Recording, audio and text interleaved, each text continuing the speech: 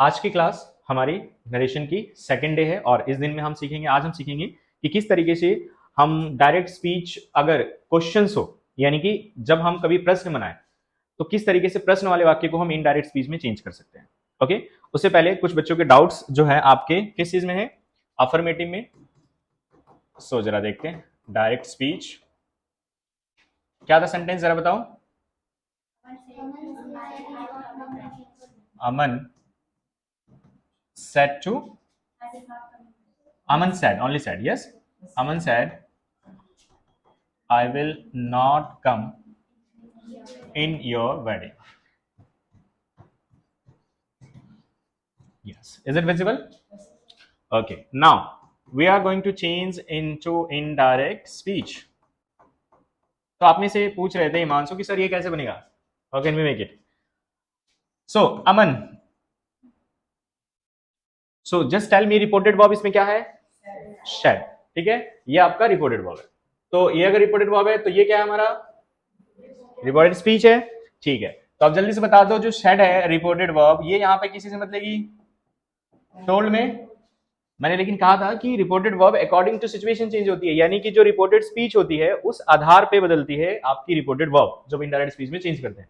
तो शेड इस किस में बदलेगा, यहां पर देखा जाए तो हमारा क्या लग रहा है, इन्फॉर्म लग रहा है कि कहीं ना कहीं उसने इन्फॉर्म किया, उसको सूचना दिया एक तरीके से।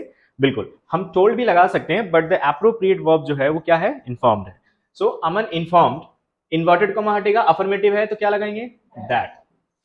आई, आई क्या है, फर्स्ट पर्सन है, first person according to the subject क्या है, अमन। तो अमन है, इट्स अ नेम, नेम आप किसी बॉय का नेम है तो फिर यहाँ पे क्या लगाएंगे हम, ही में चेंज हो जाएगा, ही। विल है तो किसमें, वुड।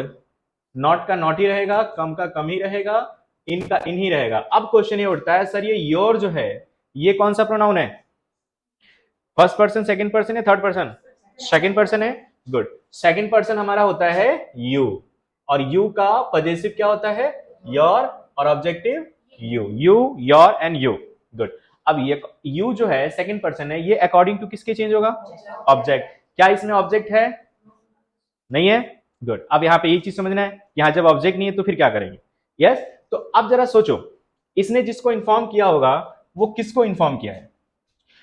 ये सेंटेंस पहला वाला वाक्य पढ़ो जरा, I will not come in your wedding. Your wedding मतलब सामने वाले को बोल रहा है वो, तो सामने वाला जो होगा वो कौन होगा, यहाँ पर कोई व्यक्ति होगा, कोई पर्सन ही होगा। तो अकॉर्डिंग टू ऑब्जेक्ट अगर आप यूज करोगे तो कोई पर्सन हुआ वहां पर, क्योंकि हम क्या कह रहे हैं, योर वेडिंग। ठीक है, तो अगर यहाँ पे कोई पर्सन हुआ तो या तो वो ही होगा या फिर सी, यही तो होगा ना, या तो ही होगा या तो सी होगा। तो फिर इसका मतलब ये हुआ कि ही और सी का पजेसिव प्रोनाउन चेक करना पड़ेगा हमें। तो अगर हम देखें तो ही का पजेसिव प्रोनाउन क्या होता है, हिज, सी का क्या होता है, हर, और ऑब्जेक्टिव तो आपको पता ही है, हिम ये होता है, हर ये होता है। तो अब यहां पर क्या हो जाएगा, इन योर की जगह क्या हो जाएगा, इन हर वेडिंग, या इन हर ना लगाकर क्या लगा सकते हो, इन हिज वेडिंग। समझ आया कि यहां पर जो ऑब्जेक्ट है वो कैसे पता लगा, क्योंकि हम क्या कह रहे हैं, I will not come in your wedding. Your मतलब सामने वाले को बोल रहा होगा, सामने वाला ऑब्जेक्ट हो गया, और अगर वो ऑब्जेक्ट हो गया तो या तो ही होगा या तो सी होगा, उस आधार पे आपका योर चेंज हो गया ही और सी में।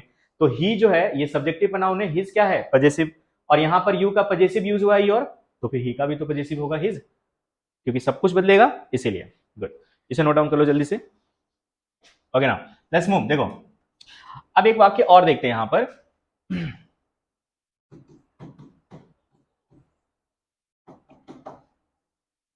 Teacher said to students, comma, the sun rises from the east. ठीक है, teacher said to students, the sun rises from the east. Now we will convert into indirect speech. अब हम इसको कैसे बनाएंगे स्टूडेंट्स, देखो अब यहां पर सिंपल आप मुझे बताओ, रिपोर्टेड वर्ब जो है वो क्या है, said to है, और रिपोर्टेड स्पीच है the sun rises from the east. तो अब यहां पर हम पहले लिखेंगे टीचर, सेड किससे बदल जाएगा, टोल्ड, किसको, स्टूडेंट्स। ठीक है, अब यहां पर क्या टोल्ड की जगह हम ये नहीं लगा सकते टॉट, क्योंकि उनको सिखाया उसने, बताया उसने, पढ़ाया उसको, क्योंकि हो सकते छोटे बच्चे हो उनको पता ना हो, तो उनको सिखाया, क्या सिखाया कि सूरज जो है वो पूर्व से निकलता है। ओके, अब ये इन्वर्टेड कॉमा हटेगा तो क्या आ जाएगा, दैट। अब हम क्या करेंगे कि ये टेंस कौन सा है, प्रेजेंट इंडेफिनिट, तो बनेगा पास्ट इंडेफिनिट में। तो यहां पर हम पास्ट में अगर बनाएंगे तो ये बनना चाहिए द सन राइज की second form rose from the east, but ये वाक्य गलत है। अब आप सोचेंगे सर ये कैसे गलत हो गया, यही चीज समझनी है कि नरेशन में कई बच्चे यहां आकर कंफ्यूज हो जाते हैं। उन वाक्यों को जब आप ये देखो कि जब कोई वाक्य ऐसा हो जो यूनिवर्सल फैक्ट हो, when you see that sentence is universal fact, ठीक है, या फिर किसी तरीके की साइंटिफिक रिजल्ट हो, समझ पा रहे हैं, जो कि या तो यूनिवर्सल फैक्ट हो या साइंटिफिक रिजल्ट हो, या फिर आप यहां पर ये भी कह सकते हो कोई फ्रेज हो, या फिर ईडियम्स हो, या कोई फ्रेज हो या कोई ईडियम हो या साइंटिफिक रिजल्ट्स हो या फिर यूनिवर्सल फैक्ट्स हो, तो वो बातें जब डायरेक्ट से इनडायरेक्ट में कन्वर्ट होती है तो वो सेम की सेम ही रहती है, वो बदल नहीं सकते। क्योंकि यूनिवर्सल फैक्ट को आप कैसे बोलोगे, मान लो टीचर ने स्टूडेंट से कहा, अब किसी ने सुना उस बात को और किसी तीसरे को बता रहा है, तो क्या वो ये कहेगा टीचर ने स्टूडेंट से कहा कि सूरज पूरब से निकला था, इसका मतलब क्या वो आगे नहीं निकलेगा, उसका तो वो काम ही है निकलना, और सूरज जो है हमेशा पूरब से ही निकलता है। इसको आप बोल नहीं सकते कि आज सूरज पूरब से निकला है, कल पश्चिम से निकलेगा, अगले दिन उत्तर से निकलेगा, अगले दिन आपके घर के आगे से निकलेगा, ऐसे कैसे हो सकता है, ठीक है। सो यहां पर हम इस वाक्य को कैसे बनाएंगे, चलो हम दोबारा इसको बनाते हैं यहां पर और देखते हैं, इसको हम बनाएंगे टीचर टॉट स्टूडेंट्स दैट, ये सेम का सेम रह जाएगा, क्या हो जाएगा, the sun rises from the east, ठीक है, गेटिंग। सो कभी भी universal fact, scientific results and phrase या इडियम, इन सब को आप कभी इनडायरेक्ट में चेंज नहीं कर सकते, that's very important, note it down please. चलो देखो, इसी तरीके से एक मैं वाक्य लिखता हूं और आप इसे खुद बनाओगे, देखो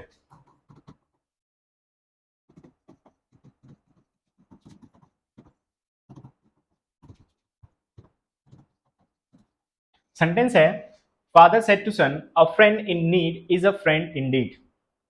ये जो एक सेंटेंस है ये असल में क्या है, ये एक कहावत है। इसका मतलब हुआ जो दोस्त मुसीबत में काम आए वही सच्चा दोस्त होता है, अ friend in need is a friend Indeed, तो ये एक कहावत है। तो इसको हम जब हम चेंज करेंगे इनडायरेक्ट स्पीच में तो ये क्या होगा, चेंज नहीं होगा, वो सेम का सेम ही रहेगा। तो जब हम इसको बनाएंगे इनडायरेक्ट स्पीच में तो ये हो जाएगा father told son that, same आ जाएगा, a friend in need is a friend indeed, getting. So ये हमारा चेंज नहीं होगा। सो आई होप ये आप समझ पा रहे हैं कि जब हम कभी यूनिवर्सल फैक्ट्स हो, साइंटिफिक रिजल्ट्स हो, फ्रेज, इडियम्स, ऐसे कई सारे वाक्य हैं तो वो चेंज नहीं होंगे, सेम के सेम रखे जाते हैं। Got it, let's move. So अब लास्ट एक कॉन्सेप्ट जो है आपको समझना बहुत जरूरी है, जहां पर कई बार गलतियां हो जाती है। देखो एक वाक्य पहले देखते हैं हम, फिर उसके बाद, अमन सेज टू अनिल, ठीक है, अमन सेज टू अनिल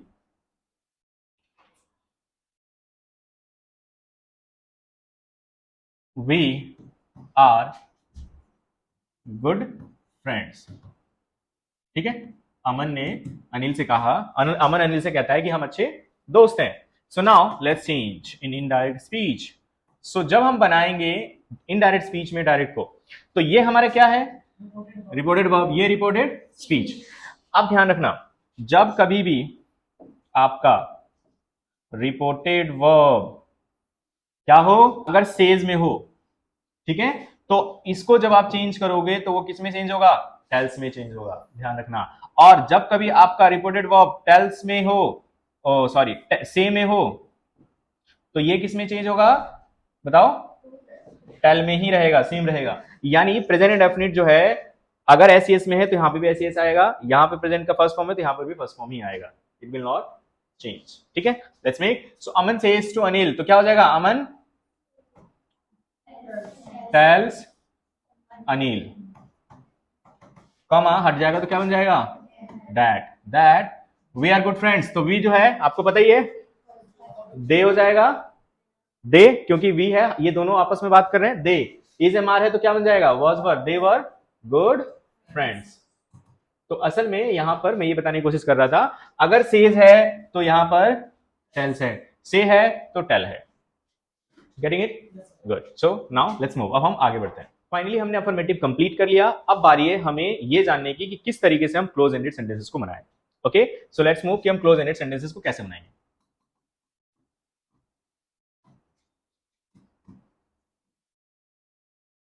ये असल में क्लोज एंडेड होता क्या है, सबसे पहले तो बताओ। Close ended is a part of interrogative sentence.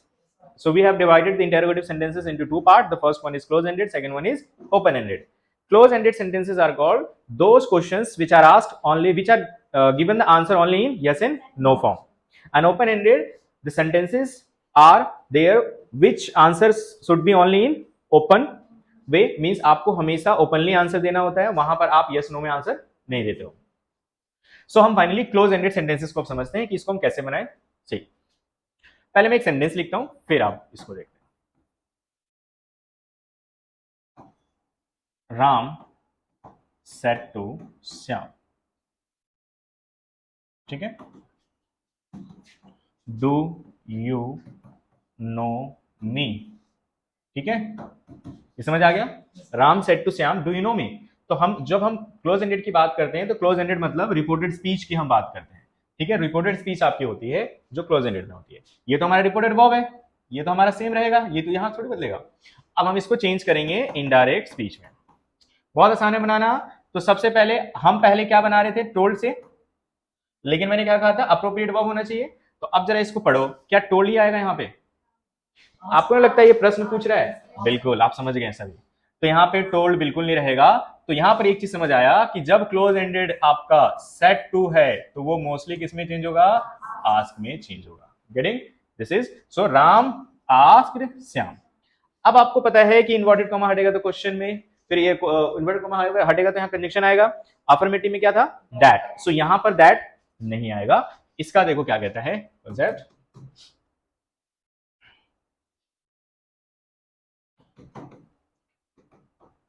Indirect speech में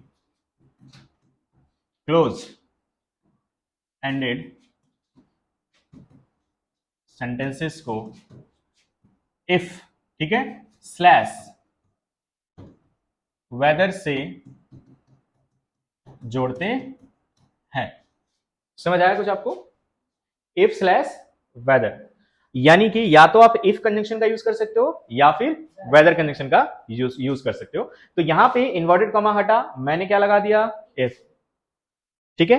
अब सेम, अब ये क्वेश्चन यहां था, यहां क्वेश्चन नहीं रहा। अब हम इसके अकॉर्डिंग बनाएंगे। सब्जेक्ट क्या है, यू, अकॉर्डिंग टू ऑब्जेक्ट क्या है, श्याम। तो श्याम के लिए क्या आ जाएगा, ही। प्रेजेंट इंडेफिनिट टेंस है, टेंस क्या हो जाएगा, पास्ट। सेकंड फॉर्म क्या हो जाएगा, न्यू। मी है आपका यहाँ पर, मी एक ऑब्जेक्टिव प्रोनाउन है, मी एक ऑब्जेक्टिव प्रोनाउन है, लेकिन ऑब्जेक्टिव प्रोनाउन किसका ऑब्जेक्टिव है, आई का है। ये आपका आई का आपका ऑब्जेक्टिव है। तो आई अकॉर्डिंग टू किसके होगा, सब्जेक्ट। तो ये जो है सब्जेक्ट क्या है यहाँ पे, राम। तो फिर राम हो गया ही, ठीक है। ही का पजेसिव क्या होता है, हिज, और ऑब्जेक्टिव हिम। आई का पजेसिव माय, ऑब्जेक्टिव मी। तो ये मी है, तो इसलिए ही का ऑब्जेक्टिव क्या हो जाएगा, हिम। तो यहां पर आंसर होगा हिम। समझ रहे हैं? तो यहां पर क्या कर रहे हैं हम, यहां मी ऑब्जेक्टिव प्रोनाउन है, तो यहां पर भी अकॉर्डिंग टू सब्जेक्ट, यहां पर भी इसका ऑब्जेक्टिव ही प्रोनाउन होगा। अगर यहां पजेसिव प्रोनाउन है तो यहां भी पजेसिव होगा, अगर यहां ऑब्जेक्टिव है यहां भी ऑब्जेक्टिव होगा। जो प्रोनाउन होगा वही यहां पर प्रोनाउन होगा, ठीक है। Got it? Just note down please. So now let's see another sentence.